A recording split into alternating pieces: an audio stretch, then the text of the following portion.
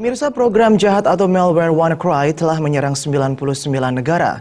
WannaCry adalah malware berjenis ransomware yang bekerja dengan cara mengunci file tertentu dalam suatu perangkat.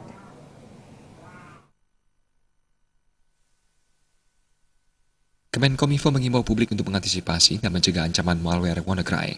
WannaCry adalah sebuah malware berjenis ransomware yang bekerja dengan cara mengunci file tertentu dalam sebuah device.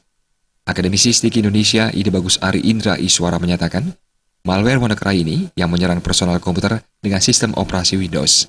WannaCry sudah menyerang 99 negara. WannaCry ini biasanya menyerang file-file dari program Microsoft Word, Excel, PowerPoint, dan file-file yang berkaitan dengan Microsoft Office.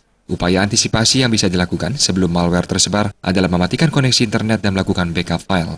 Internet harus dimatikan, mengingat WannaCry ini menyerang melalui jaringan lokal maupun jaringan internet global. Backup file bisa dilakukan dengan menggunakan flash disk dan hard disk. Setelah itu, data juga bisa disimpan di email, Google, atau media online lainnya.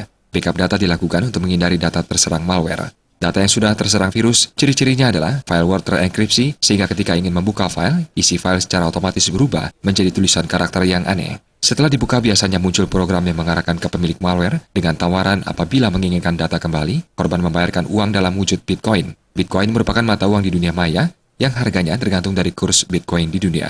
Tindakan ini merupakan salah satu kejahatan di bidang teknologi informasi. Data yang terinfeksi virus ini dia ciri-cirinya dari file Word itu dia dienkripsi.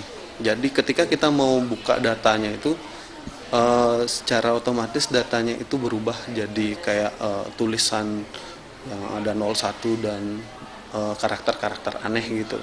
Nah, nanti ketika kita buka di sana akan muncul sebuah program yang mengarahkan kita ke pemilik virus ini gitu. Dan kalau kita mau menginginkan data kita kembali itu dibutuhkan sebuah dana atau itu dia menggunakan Bitcoin. Jadi dia transfernya bukan menggunakan uang atau dolar atau mata kurs yang lainnya, tapi dia menggunakan Bitcoin.